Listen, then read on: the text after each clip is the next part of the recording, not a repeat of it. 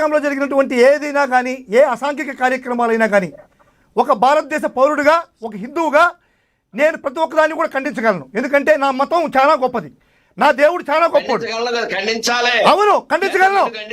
వినండి స్వామి, వినండి స్వామి, వినండి. నా మతాన్ని, నా రాముడిని, నా కృష్ణుడిని, నా ఈశ్వరుడిని, నా సూర్యుడిని, నా దక్షిణామూర్తిని ఎవరు అసహ్యంగా అసమానతలుగా చెప్తే వాళ్ళకి ఏ శిక్షలు వేయాలో నేను ఖచ్చితంగా వాళ్ళని ఖండించగలను. అదేవిధంగా స్వామి మనం విఘ్నం అదే స్వామి చెప్పండి, నన్ను పూర్తిగా మాట్లాడండి. ఈరోజు ప్రశ్న రావండి అనేటువంటి వ్యక్తికి, మన హిందూ ధర్మాన్ని గురించి మాట్లాడిన దానికి, మన హిందువుల గురించి మాట్లాడిన దానికి అతనికి వేసినటువంటి శిక్షల్ని మేము స్వాగతం యాజ్ ఏ హిందువుగా నేను సాధారణంగా స్వాగతిస్తున్నా. కానీ అదే మాదిరిగా వేరే మతాన్ని కూడా, వేరే కులాన్ని కూడా ఏ విధమైనటువంటి అన్యాయంగా మాట్లాడటం అనేటువంటి తప్పు కదా. అంటే ఆ విధంగా మాట్లాడి మిమ్మల్ని కూడా అదే శిక్షలు వర్తిస్తాయి కదా, అదే గమ్మతిగా మాట్లాడినా మీకు కూడా అదే శిక్షలు వర్తిస్తాయి కదా అంటున్నా. ఎందుకంటే ఇది సెక్యులర్ కంట్రీ. నా రాముడు ఎంత గొప్పోడు, నాకు ఒక క్రిస్టియన్కి యేసు కూడా అంతే గొప్పోడు, ఒక అల్లా అంతే గొప్పోడు ఒక ముస్లింకి. మన సెక్యులర్ కంట్రీ, అన్ని మతాలని కూడా, అన్ని విధాలను కూడా మనం గౌరవించాల్సిన బాధ్యత మనకుంది. మీరు అది వదిలేసి వాళ్ళకు హిందువుల్ని వ్యతిరేకించిన వాళ్ళకి మాత్రం శిక్ష వేస్తాను, క్రిస్టియన్స్ కి వ్యతిరేకించిన మాత్రం శిక్ష లేదంటే చట్టాలు ఒప్పుకోవు స్వామి, చట్టాలు ఒప్పుకోవు. ఒక హిందూవాదిగా నేను మీకు సపోర్ట్ చేస్తానే కానీ ఒక సెక్యులర్ వాదిగా మీకు సపోర్ట్ చేయలేను. మనోహర్ దాస్ అంటే చేతగానోడు తప్పు స్వామి. అంటే ఇప్పుడు ప్రధానమంత్రి సెక్యులర్ వాది చేతగానుడా, మన ముఖ్యమంత్రి సెక్యులర్ వాది చేతగానుడా? ఏం మాట్లాడుతున్నారు మీరు? మన మంత్రులు సెక్యులర్ వాదులు చేతగానుడా? చెప్పండి. మన ప్రధానమంత్రి సెక్యులర్ వాది చెప్పండి.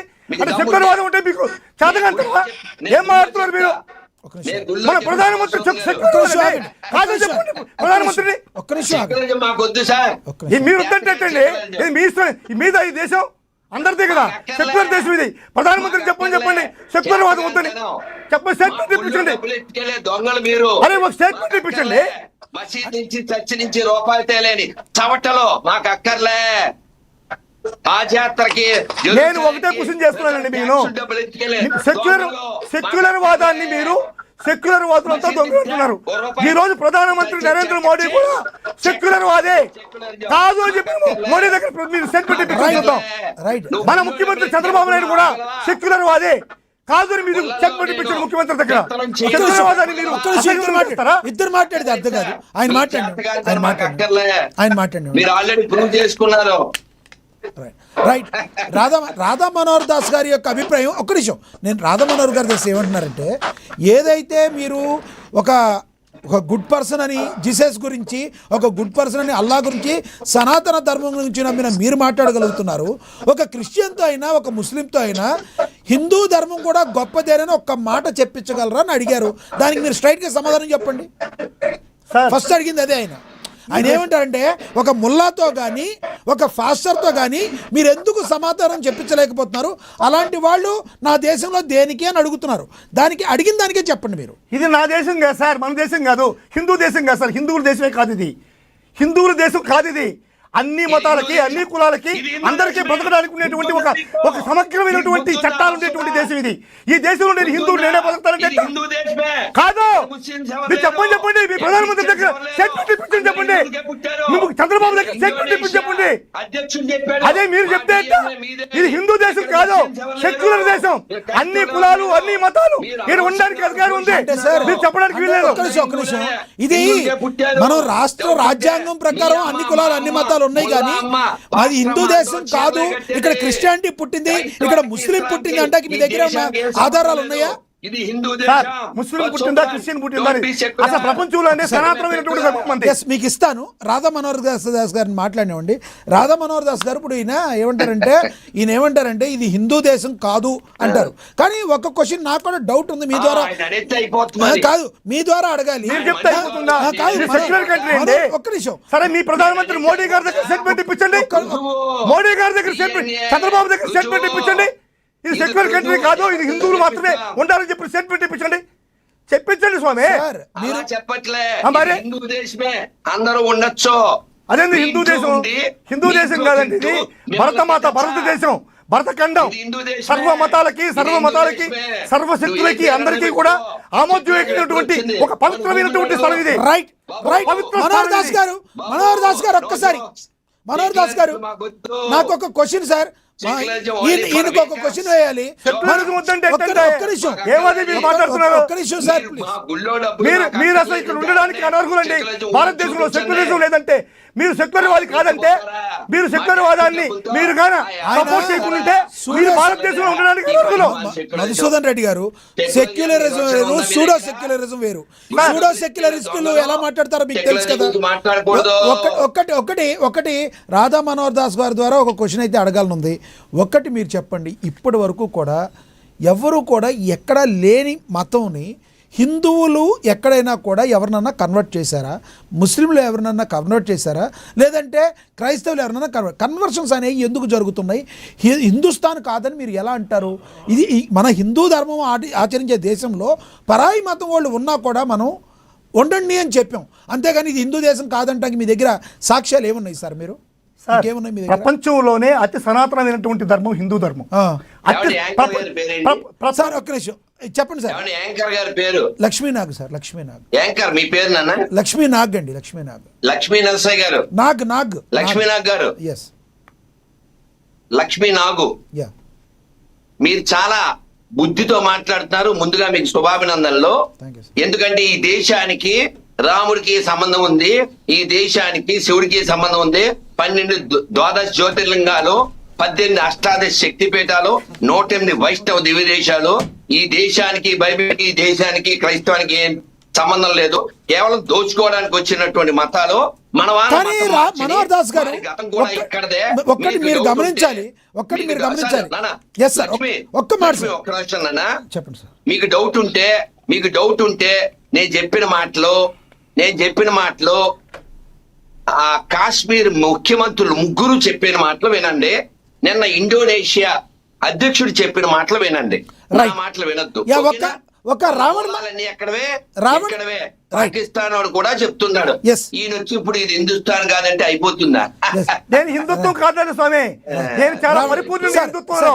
నేను హిందువుని, నేను దక్షిణామూర్తి భక్తుడిని. ప్రతిరోజు సూర్య నమస్కారం చేసే వ్యక్తిని. అయినంత మాత్రం సెక్యులర్ కంట్రీ ఇది. వాళ్ళ తాత పేరు తులసీరామ్. ఒక్కసారి పేరు ప్రభాస్ అని పెట్టుకోండి. ఒక్కసారి మా రావణ్ మాట్లాడిన ఇమేజ్ బయట ప్లే అవుతుంది. ఒకసారి అది ప్లే చేశాక ఒకసారి రాధా మనోహర్ దాస్ గారితో మాట్లాడిద్దాం. తర్వాత మీకు ఇస్తాను సార్. నేను ఒక పావుగంట ఎక్స్టెన్షన్ చేద్దాం, నో ఇష్యూ. రైట్. ఒకసారి కొంతమంది ట్రోల్ చేస్తూ సన్న ఆతుల ధర్మం అని చెప్పని అంటారు. దాన్ని బూతు కింద కూడా వాడతారు. ఎక్కడ బంగ్లాదేశ్ లో పుట్టిన లేఖనా కొడుకులు హిందువులు లేని ఇష్యూ గురించి మాట్లాడి కశ్మీరీ పండిట్స్ మానవహోమం చేశారు, ఓచకొత కోశారు అని చెప్పుకుంటూ మాట్లాడి కశ్మీరీ ఫైల్స్ అని చెప్పుకోబడే ఒక దొంగ నెంబర్ని తీసుకొచ్చి బయటికి ఇంతమంది చనిపోయారని చెప్తే మన వీడియోలో కూడా చెప్పాం. 100 మంది కూడా లేదు చనిపోయిన వాళ్ళు గత 20 సంవత్సరాలుగా చూస్తే. మహాభారతం తీసుకొచ్చి ద్రౌపదిని చీరలాగారు, మన ఇతిహాసాలు అవి చెప్పిన అని చెప్పరా నా కొడకా నువ్వు. సొంత రాజ్యంలో తరిమించుకొని రాముడు అని చెప్పనంటే ఎలా ఉంటది? రాజ్యంలో పోండి అని చెప్పని తరిమించుకొని అడవిలో అడుక్కు తిని. రామాయణంలో సీతను వదిలేసిన రాముడి గురించి నువ్వు చెప్పాలి, చేపించరా ఈ రోజు అగ్నిప్రవేశం చేపించరా నా కొడకా నువ్వు. సీతని వదిలేసిన రాముడిని ఆదర్శంగా తీసుకుని ఈ రోజు ఎంతమంది భర్తలు వాళ్ళ భార్యను అగ్నిప్రవేశం చేపిస్తారని చెప్పని రోడ్డు మీద అడగరా నా కొడకా. పూజారులు వాటాల కోసం, ఆ చందాలేసి ఆ డబ్బాల కోసం, చందాలు వేసుకునే డబ్బాల కోసం కొట్టుకొని వస్తున్నారు. అరే బ్రోకర్ నా కొడక. యా, ఈ కొన్ని వల్గర్ వర్డ్స్ అయితే మిమ్మల్ని పవన్ కళ్యాణ్ గారిని ఉద్దేశించి మాట్లాడారని బయట ప్రచారం జరుగుతుంది. దీని ఏమంటారు మీరు? రావణ్ మాట్లాడిన విషయాన్ని ఖండిస్తారు. దాని మీద ఒక ప్రకటన కూడా చేస్తారు, ఒక వీడియో విడుదల చేస్తారు, ఒక సంతకం పెట్టి ఒక దాన్ని ఏమంటారు కాగితం మీద రాసి వారి పార్టీ తరఫున వీడిని ఖండిస్తూ అదేదో ఉంటుందలే అధికారిక నోటి. చెప్పండి. అధికారిక పార్టీ ఏదో ఒకటి చేస్తారు. ఎందుకంటే ఆయన హిందువు కాబట్టి, నికాస్ ఆయన హిందువు కాబట్టి చేస్తారు, ఖచ్చితంగా ఖండిస్తారు. అందులోనూ ఆయన సెక్యులర్ కూడా కాబట్టి, ఆయనకి అందరూ కావాలి కాబట్టి. వద్దా జోసఫ్ అనే వద్దా స్వామి? వద్దా చెప్పండి అంటున్నానయ్యా. చెప్పండి. ఇప్పుడు ఆ వాయిస్ ఉన్నారు కదా, ఆ వాయిస్ ఉన్నందుకే భారతదేశంలో అత్యంత ఘోరమైనటువంటి శిక్షా స్మృతులు యుఏపిఏ అనేటువంటి సెక్షన్ల ప్రకారం అతను ముద్దాయిగా దేశిగా ఇప్పుడు లోపలికి వెళ్తున్నాడు. తెలుసా మీకు? అత్యంత పవర్ఫుల్ సెక్షన్లతో లోపలికి వెళ్తున్నాడు. మరి మీకు అదే చేయాలా? ఏమలేదా? మరి ఎందుకు సార్ అంబటి రాంబాబు గారు లీగల్ సపోర్ట్ ఇస్తారన్నారు? మేము ఒకటే చెప్తున్నాం సార్, నేను చెప్పేదండి, నేను ఒకటే మాట్లాడుతున్నాను. ఏదైనా సరే వైఎస్ఆర్ కాంగ్రెస్ పార్టీ స్టాండ్ చెప్తాను. స్వామి గారు వెళ్ళిపోయిన తర్వాత మీకు చెప్తాను ఆ విషయం. స్వామితో మాట్లాడినాను. ఎంతకీ వాడిని ఖండించలేదు. ఎవరు ఖండించలేదు? తర్వాత ముందు వాడిని ఖండిస్తున్నారా లేదా? ఖచ్చితంగా మేము ఖండిస్తున్నామండి ఈ మాటల్ని. మీ పార్టీ తరపున ఖచ్చితంగా మా పార్టీ ఖండిస్తుంది. మా పార్టీ వ్యక్తి కాదు ఇతను వచ్చి బాలకృష్ణకి చంద్రబాబుకి వాళ్ళకి మాత్రమే అభిమాని, మాకు కాదు. మీరు చూడండి జగన్మోహన్ రెడ్డి గారిని ఏ విధంగా ఇతను దుర్భాషలాడి ఉన్నాడో 2014 నుంచి 2019 వరకు జగన్మోహన్ రెడ్డి గారిని ఏ విధంగా దుర్భాషలాడి ఉన్నాడో ఒకసారి మీరు చూడండి. మీరు పోయి చూస్తే తెలుస్తుంది. భయంకరమైన దుర్భాషలాడినారు. మా పార్టీ తరఫున ఇతను ఖండిస్తున్నాం. ఈ వ్యాఖ్యల్ని ఖండిస్తున్నాం మా పార్టీ తరఫున. ఒక హిందువుగానే ఖండిస్తున్నా. ఈ దేశం ధర్మం అతను ఎవరండి? ఖండిస్తున్నాం స్వామి. జోసఫ్ అనే అతను ఎవరు? ఓ క్రైస్తవుడు. అతను పైన ముసుగు వేసుకున్నాడు. అతను ముసుగు తొలగిపోయింది. స్వామి క్రైస్తవుడైనా ముస్లిముడైనా బౌద్ధుడైనా వేరే పార్టీని ఈ విధంగా కించపరిచి మాట్లాడే వ్యక్తిని వైఎస్ఆర్ కాంగ్రెస్ పార్టీ క్షమించదు. వైఎస్ఆర్ పార్టీ క్షమించదు. మార్పు వచ్చింది. వైఎస్ఆర్ పార్టీ క్షమించదు. హిందువులు ఉన్నారు. Very good sir. గతంలో కానీ అదే సెక్షన్స్ అందరికీ అప్లై చేయాలంటున్నాం. అదే సెక్షన్స్ అందరికీ అప్లై చేయాలంటున్నాం. గతంలో పవన్ కళ్యాణ్ గారు చెప్పున్నారు, విశ్లేషకులు కొంతమంది అభిప్రాయపడుతున్నారు, ఈ దేశాన్ని మొక్కలు చేయాలన్న ప్రతి వాడిని లోపల వేయాలి. ఎస్, ఈ దేశాన్ని మొక్కలు ఏ విధంగా విఘాతం కలిగించిన, దేశ ప్రతిష్టకు భంగం కలిగించినా సరే వాడికి అత్యున్నతమైన శిక్ష విధించాలి వైఎస్ఆర్ కాంగ్రెస్ పార్టీ వాదన. అంటే చాలా మంది కాదు సార్, మీరు రాధా మనోహర్ దాస్ గారు కొంచెం పాలిటిక్స్ కూడా మీరు చూస్తూ ఉంటారని నేను అనుకుంటున్నాను. గతంలో పవన్ కళ్యాణ్ గారు వైసీపీ పార్టీలో కొంతమంది అందరూ చెడ్డోళ్ళు ఉన్నారని నేను అనను, కొంతమంది మంచి వ్యక్తులు కూడా ఉన్నారు. ఆణిముత్యాలు భూమి మీద ఎవ్వరు మంచోళ్ళు కాదు, అందరూ చెడ్డోళ్ళు అన్నారు. అన్ని చోట్ల మంచోళ్ళు ఉంటారు, అన్ని చోట్ల చెడ్డోళ్ళు. సో ఈ విషయంలో ఇలా ఖండిస్తున్నందుకు మధుసూదన్ రెడ్డి గారిని మీరు ఆహ్వానిస్తారా? సార్ నేనుగా సార్ మా పార్టీ మొత్తంగా ఖండిస్తాం. ఈ పార్టీలో ఎవరు చెప్పలేదు. స్వామికి ఉండండి, నేను స్వామికి నేను ఎక్స్ప్లెనేషన్ ఇస్తాను. స్వామికి నేను ఎక్స్ప్లెనేషన్ ఇస్తానండి. స్వామి మీరు వినండి. నేను ఒక్కనే కాదు, ఇంకో 5 చప్పట్లు కొడుతున్నారు. స్వామి మీరు వినండి, నేను ఒకటే చెప్తున్నా. స్వామి ఒక్క మాటనండి. మీకు రాజకీయాల గురించి అవగాహన ఉంటుంది మీకు, ఎందుకంటే మీరు అన్నీ తెలిసిన వ్యక్తి. మీరు ఒకటి చెప్తున్నాను, ఒకటే వినండి. ఈ మధ్యకాలంలో రాష్ట్రంలో జరిగేటువంటి అన్యాయ అక్రమాలను కూడా మీరు ఖండించాల్సిన అవసరం ఉంది. ఎందుకంటే ఒక లాకప్ డెత్ జరిగితే ఆ లాకప్ డెత్తో జరిగినటువంటి ఒక వ్యక్తి కనీసం డెడ్ బాడీ కూడా ఇవ్వకుండా, అతను బూడిద కూడా ఇవ్వకుండా ఆ తల్లి ఎంత ఘోరంగా ఏడ్చిందో మీరు అందరూ కూడా గమనించారు. అంటే ఉండండి సార్, స్వామితో మాట్లాడండి. ఇప్పుడు ఏ విధమైనటువంటి ఏ వ్యక్తినైనా కానీ ఈ తెలుగుదేశం పార్టీ ఏం చేస్తుందంటే తనకు కాని వ్యక్తిని అక్రమంగా హింసించి చంపేసి బూడిద కూడా లేకుండా చేసేటువంటి కార్యక్రమాలు చేస్తుంది. ఇటువంటి కార్యక్రమాల్లో తెలుగుదేశం పార్టీ చట్టాన్ని తన చేతిలోకి తీసుకుంటుంది, విధుల్ని తన చేతిలోకి తీసుకుంటుంది. వీటన్నిటినీ కూడా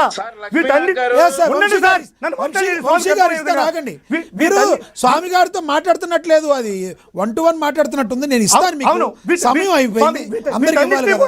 వీటన్నిటినీ కూడా తెలుగుదేశం పార్టీ పోతుంది సార్. స్వామి మధుసూదన్ గారు సార్ టాపిక్ పక్క పోతుంది. గవర్నర్ కరవండి, మీకున్న హక్కులన్నీ మీరు ఉపయోగించండి. దాన్ని తప్పు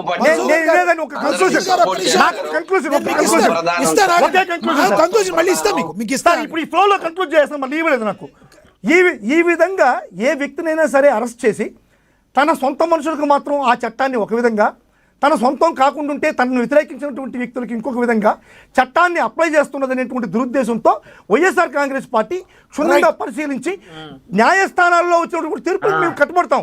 అప్పటిదాకా చట్టాలని మన చేతుల్లోకి తీసుకోకుండా, తెలుగుదేశం పార్టీ చేతుల్లోకి తీసుకోకుండా ఉండడం కోసమే మేము అంతేగాని దేశాన్ని విడగొట్టే వాళ్ళు మేము సపోర్ట్ చేయట్లేదు. మరి మేము పోకుండా ఉంటే జగన్మోహన్ రెడ్డి గారు పోకుండా ఉంటే జగన్మోహన్ రెడ్డి గారు పోకుండా ఉంటే ఈ సాయి సార్, కృష్ణ కాసేపు జరిగిన ఒక ఆగండి. అఘాయిత్యం సార్, చాలాసేపు కూర్చోదు కాదు. యా, వంశీ. ఆపమనండి సార్ ఆయన్ని. ఈ జోసఫ్ యా, వంశీ గారు గారి మాట్లాడండి. మాటల్ని కండలుగా జోసఫ్ గారి మాటలని మన మధుసూదన్ రెడ్డి గారు కండలుగా ఖండించారు. వారి పార్టీ స్టాండ్ అన్నారు, సంతోషం. మరి అంబటి రాంబాబు గారు జోసఫ్ కి ఇప్పుడు దాకా అదే చెప్పాను నేను. కాంగ్రెస్ పార్టీ తరఫున లీగల్ సపోర్ట్ ఎందుకు ఇస్తానన్నారు? అవును మరి మా పార్టీ అదేనండి జోసఫ్ ఇప్పుడు దాకా తరఫున చెప్పింది. వైఎస్ఆర్ కాంగ్రెస్ పార్టీ పోరాడింది ఎందుకు అన్నారు? న్యాయస్థానం తీర్పు ఇచ్చేంత వరకు ఆ వ్యక్తిని ఆ. న్యాయస్థానం తీర్పు ఇచ్చేంత వరకు ఆ వ్యక్తి